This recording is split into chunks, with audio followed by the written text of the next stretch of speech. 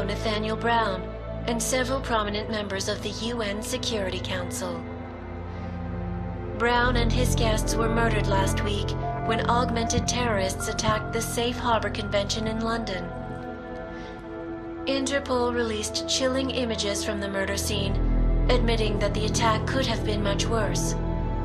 Apparently, members of the Augmented Rights Coalition, infuriated over the death of their leader, also plan to blow up residential towers surrounding the Apex Center Convention Hall. I do not know about you folks, but I think it is high time the United Nations passed the Human Restoration Act so we can all sleep safe again at night.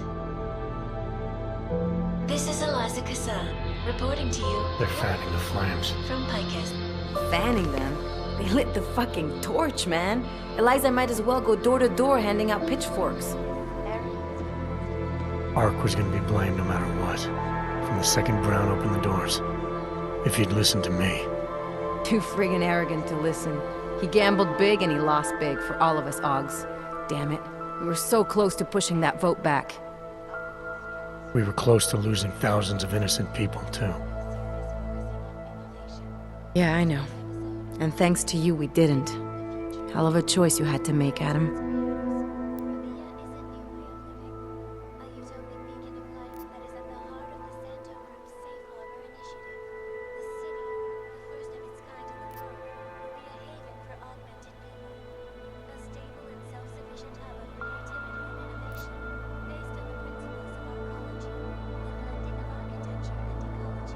I wanted to save everyone. I just couldn't make it work. That's because Marchenko rigged the game from the start, that bastard. Listen, you know I'm on your side. I'm just pissed because Janus texted me last night. Told me the Human Restoration Act has already passed. They're just waiting for Picus to stir up the mob some more before officially announcing it. Janus knows that for a fact. Yeah. So they got what they wanted. I'm sure they're feeling pretty good right about now. But this bullshit act, the segregation, the violence, is just gonna make everything worse. I know. The task force is gonna be busy. You're not planning to go back to them, are you? Wasn't aware I'd left. But you did your time, man. You already proved that outfit is corrupt. Why stay?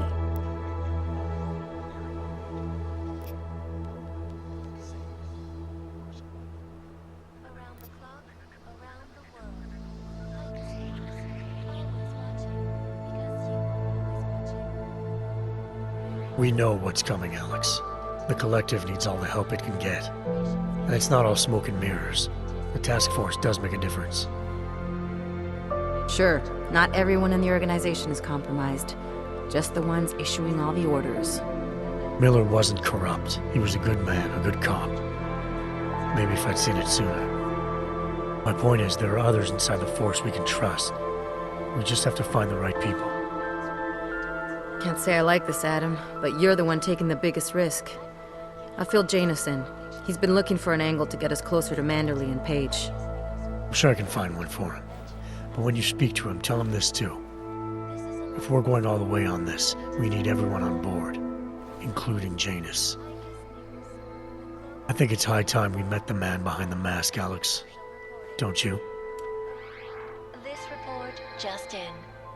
Law enforcement officials in Prague have tracked down and captured the bomb maker, whose deadly explosive devices claimed the lives of dozens of innocent travelers earlier this week. The woman, an ex-army demolition specialist named Allison Stanek, appears to be a religious fanatic and leader of the tech cult group, Church of the Machine God. Police arrested her and several of her followers inside the cult's headquarters, following an extensive investigation. If you ask me, folks, that is some very good news indeed. A coroner's report released in Prague today offers shocking new insight into the death of Dr. Talis Rucker, former leader of the Augmented Rights Coalition. Apparently, the primary cause of the doctor's death was the exceedingly high level of alcohol found in his system.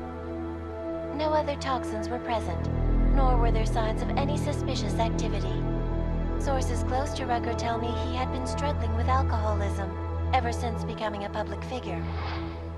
I am sure I do not need to remind you folks that the organization he founded the Augmented Rights Coalition, has been linked to last week's horrifying terror attack in London. It seems not so long ago that Dr. Tallis Rucker was on this very program, trying to convince all of us that his Augmented Rights Coalition was a non-violent organization. Today, of course, we are all a little bit wiser. It did not take long for ARC to reveal its true colors once Dr. Rucker was dead. Since last week's attack, the United Nations has officially labeled ARC a terrorist organization. As we speak, brave state police officers in the Czech Republic are raiding ARC-controlled compounds inside the Udalek complex. Here is an example of the defiance they are encountering. This is where you have it all wrong. Wrong. ARC was framed. You people, you don't see, you don't realize that Viktor Marchenko was not ARC. He was trying to kill ARC, kill the cause. But he has failed. We are strong, we are innocent, and we will not be used as pawns by rich, scared men who want to make us less than human. I am sorry, young man, but methinks thou doth protest too much.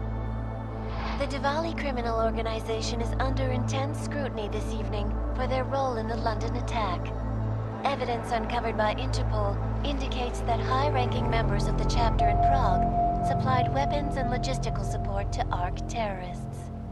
Among those being sought for questioning is Radic Nikoladze, leader of the Diwali's Prague chapter.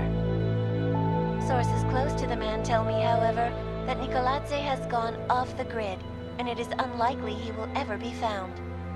An indication of guilt, perhaps? Join the online discussion and let us know what you think. News out of Paris today, where a sharp rise in illegal underground publications may have links to a prison escape recently orchestrated in Prague. Last week, Czech state police were holding members of the underground news group Samizdat on charges of disturbing the peace, human trafficking, and media terrorism. The radicals escaped their holding cell, however, and are believed to have subsequently made their way deeper into Western Europe. Shortly after their escape, a radical publication called Silhouette began appearing throughout France. Has Samizdat rebranded itself as Silhouette? I am sure you will agree with me on this one, folks. No matter what name these people go by, there is nothing more dangerous than the spread of false news.